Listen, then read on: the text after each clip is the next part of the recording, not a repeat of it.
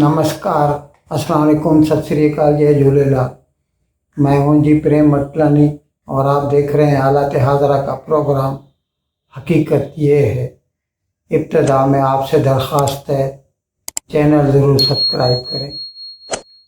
दोस्तों, कल और परसों मैंने संजय लीला भंसाली की बनी हुई जो वेब सीरीज़ है हीरा मंडी, उसके कुछ एपिसोड देखे। बराबर दिखने में लगता है कि ये संजय लीला भंसाली की ही बनाई हुई है, और उसकी वजह ये है कि संजय लीला भंसाली जो है ना, शान और शौकत या ग्रैंडर दिखाने के मामले में 20वीं सदी के आसिफ, जिसने मुग़ल आज़म बनाई थी मशहूर ज़माना 1960 में जो रिलीज़ हुई थी, उससे किसी तरह कम नहीं है, बल्कि 2 रत्ती आगे ही है। लगता है संजय लीला भंसाली की बनाई हुई है। और वैसे कोशिश खासी की है उसने कि जितना हो सके इसे ऑथेंटिक बनाया जाए। कहानी जो है वो पाकिस्तानी मुसन्निफ़ मोइन बेग की लिखी हुई है और उसके ऊपर बनाई है, लेकिन कुछ चीज़ें हैं जो ऐसा लगता है कि जैसे एक कसक रह जाती है। और उसमें सरे फहरिस्त तो ये है कि लाहौर कहने को तो इसे लाहौर कहा गया है, और वो भी 1920 वाला, जबकि ऐसा लगता नहीं। लाहौर से ज़्यादा हम इसे लखनऊ कह सकते हैं। वैसे भी जो हम भारतीय फिल्म साज हैं या हिदायतकार, डायरेक्टर, प्रोड्यूसर, उनके ऊपर हिंदुस्तान में बनी हुई जो मुस्लिम सोशल फिल्में होती हैं उनका असर बहुत होता है, और वो ऐसा समझते हैं कि पाकिस्तान का जो कल्चर है, यानी वो इलाके, बराबर इस वक्त लाहौर हिंदुस्तान का हिस्सा था, लेकिन वो पंजाब था। वो जो है यूनियन ऑफ प्रोविंसेस, उस वक्त आज का जो उत्तर प्रदेश है उसे कहा जाता था यूनियन ऑफ प्रोविंसेस, वो नहीं था। लखनऊ के कल्चर और लाहौर के कल्चर में खासा फ़र्क है। मज़हब एक होने का मतलब ये नहीं है कि दोनों एक ही जैसे हैं। इसीलिए वहाँ के रहने वाले लोगों के जो है मतलब सरनेम्स या ज़ुबान या फिर जो है अटायर, कपड़े वगैरह जो वो पहनते हैं, वो पंजाब का नहीं लगता, वो यूपी का लगता है। आप खुद सोचिए, कौन पहनता था 1920 में पाकिस्तान में दोपल्ली टोपी? यहाँ तक के दोपल्ली टोपी सिर्फ यूपी में पहनी जाती है, यूपी के लोग पहनते हैं, हिंदुस्तान में भी किसी और जगह नहीं पहनी जाती। जबकि इसमें दिखाया गया है कि वहाँ के जो लोग हैं वो दोपल्ली टोपी पहनते हैं। और उसके साथ साथ अब इसका जो नाम है ना, सबसे बड़ी बात तो उसमें ही एक बड़ी एनोमली है, वो ये कि इसके साथ उसका अंग्रेज़ी तर्जुमा किया गया है, हीरा मंडी दी डायमंड बाज़ार। मेरे भाई, हीरा मंडी लाहौर का ब्रॉथेल है, था भी, अब भी है, इस वक्त भी very much alive and kicking. और ये इसको हम उर्दू में चकला कहते हैं, और उसके लिए उसका जो तर्जुमा किया गया है डायमंड बाज़ार, किसी भी लिहाज से सूट नहीं करता। हीरा मंडी की लफ्ज़ी तर्जुमा किया गया है कि जैसे हीरों का जहाँ पे, जबकि वहाँ पर ये जो बदनामे ज़माना चकला है, वहाँ पर फ्लैश ट्रेड होता है, लड़कियों का कारोबार होता है। इसीलिए इसका नाम जो है ना वो मिसलीडिंग है। और फिर वहाँ के किसी भी सीन में लाहौर नहीं लगता, अगर लाहौर था, जो लाहौर के लैंडमार्क हैं, बीच बीच में उसको इंसर्ट कर रहे, हम समझते हैं इसने शूटिंग सारी स्टूडियो में की है, सारे के सारे सेट बनाए हैं, लेकिन उसको ऑथेंटिक बनाने के लिए उसका फर्ज बनता था कि वो बीच बीच में बादशाही मास्क, लाहौर किला, राजा रंजीत सिंह का जो है दरबार, और ऐसी कई जगह हैं, शालामार गार्डन लाहौर का, अगर वो बीच बीच में वो दिखा देते तो सोने पे सुहागा होता, फिर लगता कि हाँ ये लाहौर है। जबकि सिर्फ उनके मुंह से बोलने से कि ये लाहौर है, ये लाहौर लगता नहीं है।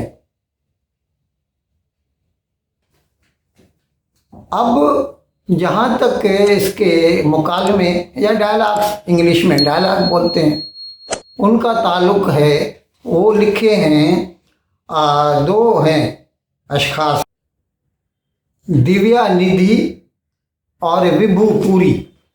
ये मुझे तो नाम से यही लगता है कि दोनों ख़वातीन जो हैं ये हिंदू हैं, और मुझे नहीं लगता कि इनका उर्दू का इल्म कुछ इतना अच्छा होगा।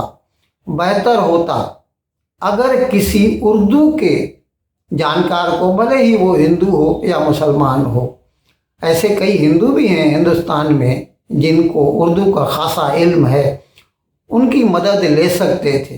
क्योंकि इसके जो डायलॉग हैं ना, उनमें जैसे एक जगह पे वो लफ्ज़ इस्तेमाल किया गया है खदान, यानी माइन, जबकि उर्दू में, अच्छा आप कह सकते हैं कि इसके सर्टिफिकेट पे ये लिखा हुआ है कि ये हिंदी में बनाई गई है, लेकिन जब सारे के सारे किरदार मुसलमान हो तो उनकी जो ज़ुबान होगी वो हिंदी नहीं होगी, वो उर्दू ही होगी, और उर्दू होगी तो फिर खदान नहीं कहा जाएगा, उसे कान कहा जाएगा।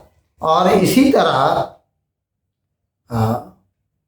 एक जगह लफ्ज़ इस्तेमाल किया गया है अश्लील, यानी वल्गर, जबकि ये शुद्ध हिंदी लफ्ज़ है। उर्दू वाले कभी भी अश्लील लफ्ज़ इस्तेमाल नहीं करते, वो इसे फहश कहेंगे, वल्गर कहेंगे। तो इसी तरह उसका फ़र्ज़ बनता था कि या तो किसी अच्छे उर्दू दान से इसके मुकालमे लिखाए जाते, या फिर जिन्होंने लिखे हैं वो उनसे राब्ता करते और उनसे तसही कराते, दुरुस्ती कराते अपने मुकालमे की। इस सीरीज़ में जो ज़माना दिखाया गया है, पीरियड फिल्म कहेंगे इसको, 1920 कहा गया है, जबकि 1919 में लाहौर के नज़दीकी अमृतसर में जलियांवाला बाग का वाक़या हुआ था, उसका कहीं पर कोई ज़िक्र नहीं है। जबकि आज़ादी की जो मुहिम दिखाई गई है इसमें, तो उसमें उसका ज़िक्र होना चाहिए था। ताज़ा ज़ख़म था, 1 साल पहले का ज़ख़म था ये, उसके बारे में बात की जाती तो अच्छा रहता।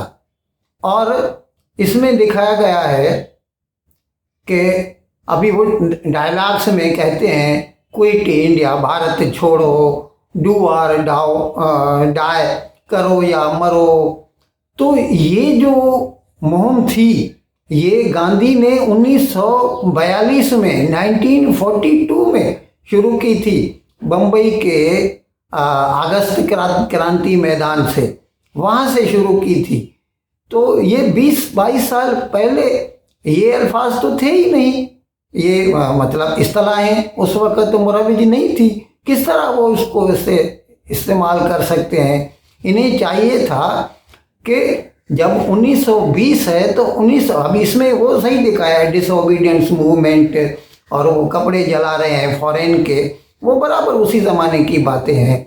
लेकिन डू और डाई और ऐसा जो है, हाँ शहीद भगत सिंह का जिक्र करते, वो भी इसी ज़माने की बात है, वो भी चलता, वो भी लाहौर से ताल्लुक़ रखता था, मतलब लाहौर के नज़दीक से ही ताल्लुक़ रखता था, तो उसका भी जिक्र होना चाहिए था इसमें। जबकि आज़ादी की इसमें तहरीक का पूरा बैकग्राउंड इसका जो है वो आज़ादी की तहरीक है।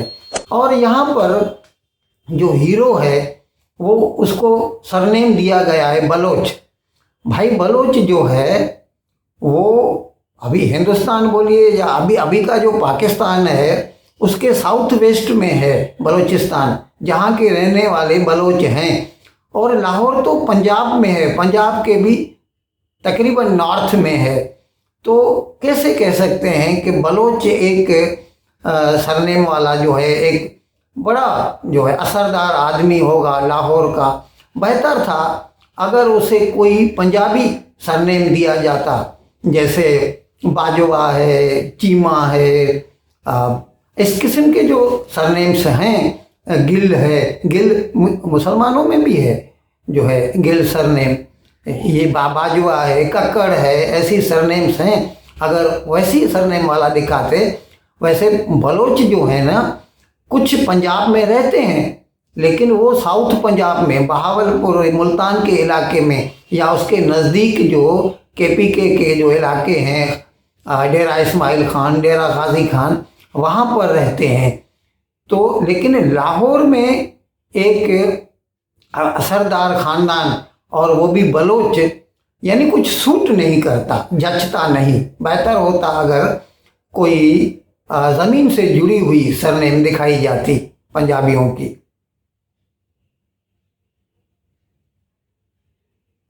अच्छा, अभी एक और बात, ये प्री पार्टीशन डेज का लाहौर है। मैं आपकी इतला के लिए अर्ज़ कर दूं, उस वक़्त लाहौर में हिंदुओं की बशमुल सिख जो है उनकी आबादी 40% थी, यानी तकरीबन आधी थी। और वहाँ का जो बिज़नेस है 80% बिज़नेस नॉन मुस्लिम्स के हाथों में था, हिंदुओं के हाथ में था। जबकि इसमें सारे के सारे किरदार जो है ना, तकरीबन सारे के सारे किरदार सिवाय लाजवंती के या एक चौधरी के 2 किरदार मुझे सिर्फ हिंदू दिखाई दिए, बाकी कहीं पर कोई हिंदू दिखाई नहीं देता, जबकि ऐसा था नहीं। तो इसकी वजह से इसकी ऑथेंटिसिटी पे एक सवाल खड़ा हो जाता है। अब इसकी जो मौसीकी है, संगीत है, वो खुद संजय लीला भंसाली ने दिया है। अच्छा मौसीकार है, अच्छी मौसीकी देता रहा है, लेकिन इससे ज़्यादा अच्छी हो सकती थी। आप जो मुस्लिम सोशल फिल्में जिन्होंने बहुत नाम कमाया है भारत में, उमराव जान अदा ले लीजिए, कल की लगती है, 83 की थी फिल्म, भले 40 साल हो गए उसको, लेकिन हमें तो ऐसा लगता है कि जैसे कल की है। और 60 मेरे ख्याल में 62 की थी, 61 या 62 की थी, चौधरी का चांद। उनकी मौसीकी कितनी अच्छी थी, गाने आज तक याद हैं लोगों को। अब इसमें अच्छी तो है लेकिन इतनी अच्छी नहीं है कि इसके गाने लोगों की ज़ुबान पे चढ़े। अभी अमीर खुसरो का ये गीत सकल बन फूल रही सरसों अच्छे लगते हैं, क्लासिकल तर्ज के हैं, उसके हिसाब से लोगों को लुत्फ आएगा, लेकिन लोगों की ज़ुबान पर नहीं चढ़ पाएंगे। और वो इसके लिए भी दुख होता है कि संजय लीला भंसाली ने पहले अच्छी मौसीकी दी है, हम दिल दे चुके सनम वगैरह के गाने आज भी लोगों की ज़ुबान पर हैं। अगर इसमें या तो वो किसी की मदद लेता या फिर अपने ही सही अच्छी मौसीकी होती तो ये फिल्म ज़्यादा यादगार साबित होती। अब जहाँ तक इसके अदाकारी का ताल्लुक है तो जाहिर है सरे फहरिस्त टॉप पर तो मनीषा कोइराला है। सोनाक्षी सिन्हा ने अपनी सही कोशिश की है लेकिन वो बात नहीं है उसमें। और एक तो बदन में भी भर गई है, तो जैसे वो हीरोइन जैसी तो लगती नहीं। उसको चाहिए कि अपने ऊपर कंट्रोल करे, क्योंकि भारत की हीरोइन जो होती है ना, उससे ये उम्मीद की जाती है कि वो न सिर्फ एक अच्छी अदाकारी करे बल्कि उसके साथ साथ वो आई प्लीजिंग भी हो, यानी आँखों को भी अच्छी भाए, अच्छी लगे। इसीलिए बाकी सारे किरदार ठीक ठीक हैं, ऐसा कोई भी नहीं है कि उभर के आए बहुत, सब ने अपनी सही अच्छा काम किया है। मुझे अभी नाम याद नहीं आ रहा, इसमें जो उस्ताद का जिसने कैरेक्टर किया है, पिंप है वो, दलाल कह सकते हैं आप मंडी का, यानी ब्रॉथेल का जो दलाल है और मुख्तलिफ तवाइफों के बीच में आता जाता रहता है, इधर की बात उधर, उधर की बात इधर फैलाता है, उसकी अदाकारी मुझे बहुत अच्छी लगी। अब और सबसे ज़्यादा तो खैर जाहिर है इसमें सबसे ज़्यादा जो कंट्रीब्यूशन है वो तो संजय लीला भंसाली का है। भले ही कहानी मुइन बेग ने लिखी है, लेकिन उस कहानी को एक फिल्म या वेब सीरीज़ में कन्वर्ट करना ये एक बहुत बड़ा आर्ट है। ये हर एक किसी के बस की बात नहीं है और इसके लिए हम उसे 100 में से 90 मार्क तो दे ही देंगे। बहुत बेहतरीन कन्वर्शन है, उसने कहानी को बहुत बेहतरीन रूप दिया है, लेकिन अगर थोड़ा और मेहनत करता तो शायद 100% अच्छी फिल्म बन जाती, अच्छी वेब सीरीज़ बन जाती। इन अल्फाज के साथ मैं आज का प्रोग्राम ख़त्म करने की आपसे इजाज़त चाहता हूँ, लेकिन विदाई लेने से पहले एक मरतबा फिर आपसे मेरी दरख्वास्त है कि जिस किसी साहब या साहबा ने अब तक हमारे इस चैनल को सब्सक्राइब नहीं किया, अज़राए करम इसको जल्द से जल्द सब्सक्राइब करें, प्रोग्राम को लाइक करें, शेयर करें और घंटी का बटन दबाना न भूलें। बहुत बहुत शुक्रिया। खुदा हाफिज़।